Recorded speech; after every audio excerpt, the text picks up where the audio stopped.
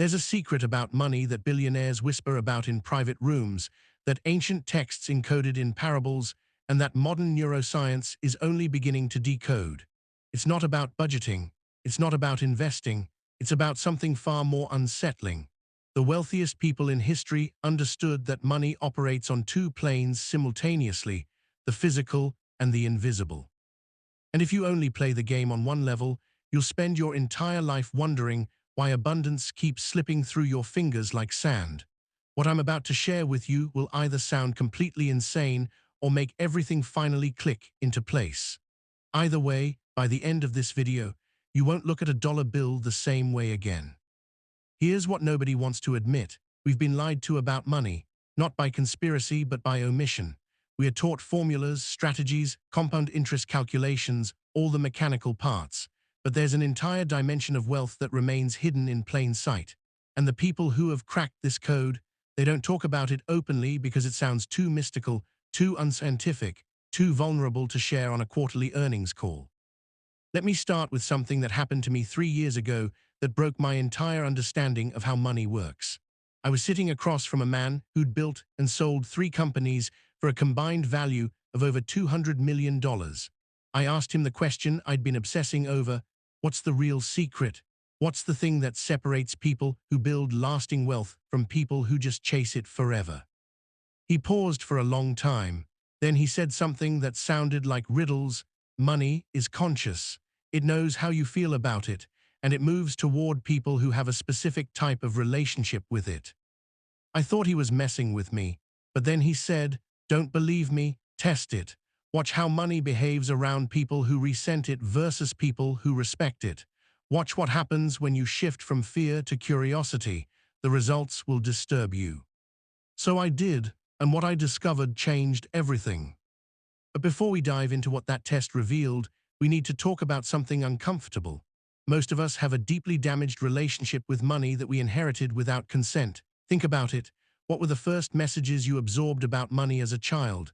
For most people, it was stress, arguments between parents, the phrase, "we can't afford that," said with shame or anger, the belief that wanting money made you greedy or shallow. Or maybe the opposite, that rich people were somehow morally superior, blessed, chosen. These aren't just memories. They're programs running in your subconscious right now, dictating every financial decision you make. Neuroscientist Dr. Joe Dispenza's research shows that by age 35, 95% of who we are is a memorized set of behaviors, emotional reactions, and unconscious habits, which means most people are operating from a financial blueprint they didn't design and have never examined. Here's where it gets spiritual, and I mean that in the most practical sense possible.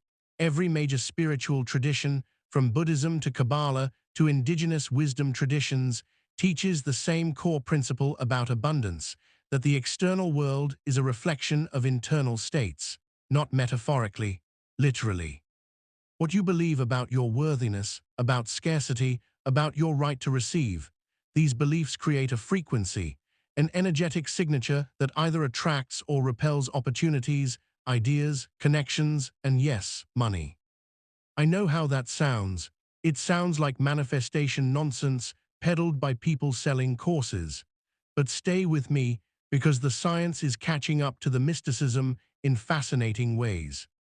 Quantum physicists have demonstrated that observation affects reality at the subatomic level.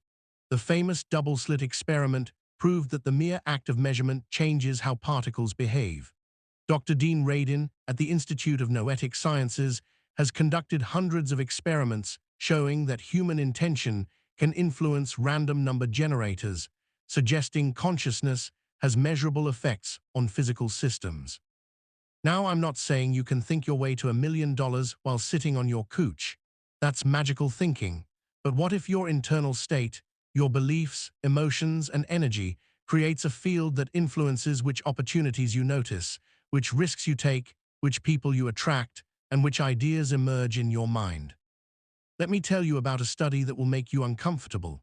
Dr. Paul Piff, a psychologist at UC Berkeley, conducted research on how wealth changes empathy and ethical behavior. He found that as people accumulate money, they often become less compassionate, less generous, and more likely to engage in unethical behavior. But here's the twist nobody talks about. It's not the money that corrupts. It's the spiritual disconnection that occurs when money becomes an identity instead of a tool. The ancient Stoics understood this. Marcus Aurelius, who was literally the emperor of Rome and one of the richest men alive, wrote in his private journals, "Very little is needed to make a happy life. It is all within yourself, in your way of thinking." He had access to unlimited wealth, yet his philosophy centered on internal richness as the foundation of external success. Fast forward to today. Sacred economics researcher Charles Eisenstein argues that our entire monetary system is built on a story of separation, that we are separate from each other, from nature, from the source of abundance itself. This story creates artificial scarcity, hoarding behavior, and the belief that someone else's gain is your loss. But what if the opposite were true? What if abundance operates on principles of circulation, reciprocity, and interconnection? Think about how money actually moves. It flows. The word currency comes from the Latin curre, meaning to run or to flow. Rivers don't become powerful by hoarding water, they become powerful by flowing continuously. Yet most of us treat money like something to dam up, control, protect out of fear. And in doing so, we cut ourselves off from the very circulation that creates wealth. Before we continue with this video, I would like to remind you that most of you are not subscribed to this channel. Please hit that subscribe button to support us create valuable content like this. Thank you for subscribing. Now let's continue. So what does a healthy spiritual relationship with money actually look like? This is where most people get it wrong. They think spirituality means being poor, rejecting materialism, taking vows of poverty. That's not spirituality, that's trauma dressed up as virtue. True spiritual maturity with money involves three core principles that almost nobody practices. First, unconditional gratitude before arrival. This isn't about positive thinking or pretending you're grateful for bills you can't pay. It's about recognizing the abundance that already exists. You have access to information that kings would have killed for a century ago. You have technologies in your pocket that didn't exist 20 years ago. Gratitude isn't denial, it's accurate perception. And research from Dr. Robert Emmons at UC Davis shows that people who practice gratitude experience 23% lower levels of stress hormones and are significantly more likely to achieve their financial goals. Why? Because gratitude shifts your nervous system out of scarcity mode and into receptivity mode. Second, generosity as a spiritual practice, not a transaction. Every wisdom tradition teaches about tithing, charity, or giving, but it's not about karma points or tax deductions. It's about training yourself to operate from abundance rather than lack. When you give, even when it feels scary, even when you don't have much, you send a signal to your entire being that you trust the flow. You affirm that there's enough. Billionaire investor Paul Tudor Jones gives away hundreds of millions of dollars annually and says, "I've never felt more fulfilled than when I'm giving." It's the greatest return on investment that exists. Third, releasing the identity attachment. This is the most advanced principle.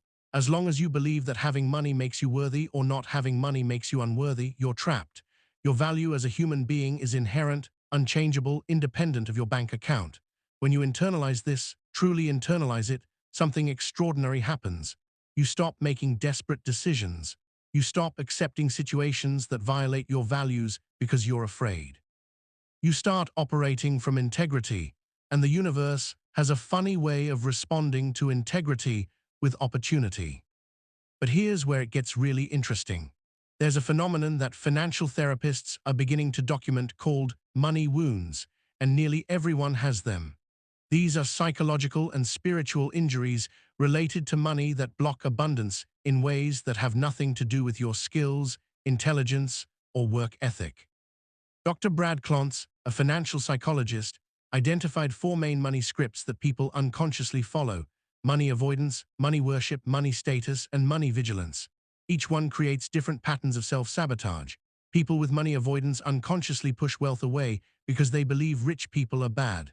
People with money worship believe money will solve all their problems and end up in constant disappointment. People who chase money status overspend to project an image. And people with money vigilance hoard out of fear and miss opportunities. The spiritual work isn't to eliminate these patterns through force. It's to become aware of them with compassion, to understand where they came from, and to consciously choose a different relationship. This is inner work. This is shadow work, and it's more valuable than any investment strategy you'll ever learn. Now let's talk about something that will challenge everything you think you know about manifestation and the law of attraction. The popular version says, think positive thoughts, visualize what you want, and it will appear.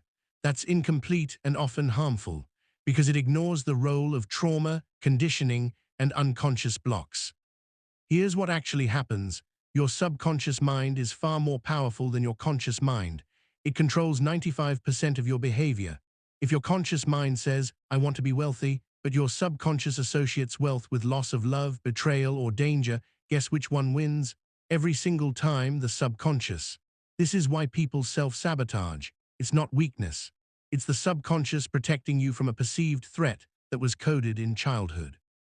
The real spiritual work is reprogramming the subconscious, not through affirmations alone, but through embodied experience.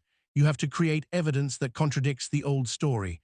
If you believe you're bad with money, start by managing $5 with complete integrity and awareness. Then 50, then 500.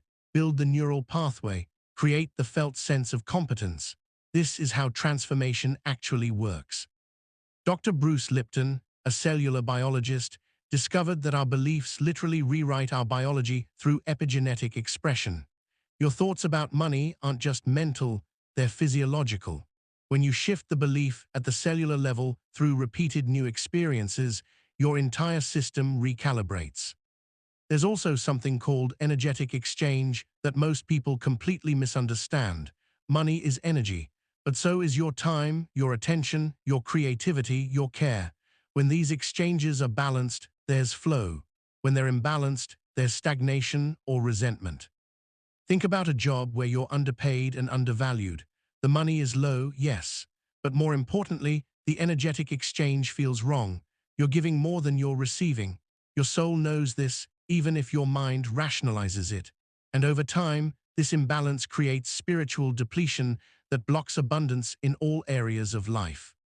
The flip side is also true. If you're taking value without giving, whether that's pirating content, manipulating people, or building businesses that extract rather than serve, the energetic debt accumulates.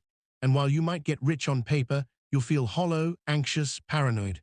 This is what ancient traditions called karma. It's not cosmic punishment. It's the natural consequence of energetic imbalance. The most successful people I've studied all practice what I call sacred reciprocity. They ensure that every exchange increases value for everyone involved. They pay people well. They create products that genuinely help. They give more than they take.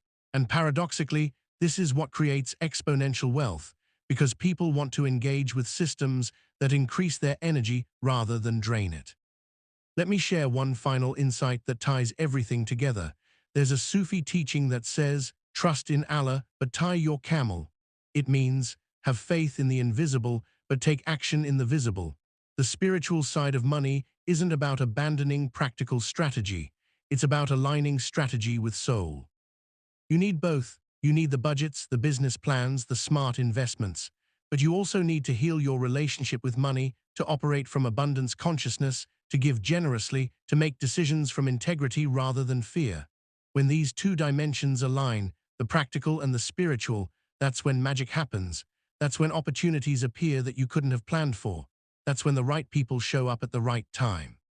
That's when you build wealth that feels good, that serves others, that creates freedom rather than imprisonment. The spiritual side of money that no one tells you is this: money is a mirror. It reveals who you are, what you believe you deserve, how much you trust life itself.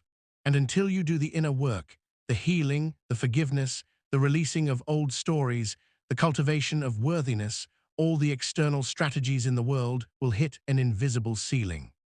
But when you do the inner work, when you transform your relationship with abundance at the deepest level, the external world reorganizes itself around your new frequency, not through magic, through the very real mechanisms of changed behavior, expanded awareness, increased courage, and authentic alignment.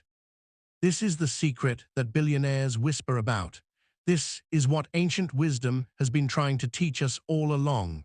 Money is spiritual, and your wealth is waiting for you to become the person who can hold it with consciousness, integrity, and grace. If you found this video helpful, please don't forget to like, share, and subscribe to this channel. This will help us create more videos like this. So thank you for subscribing. See you in the next one.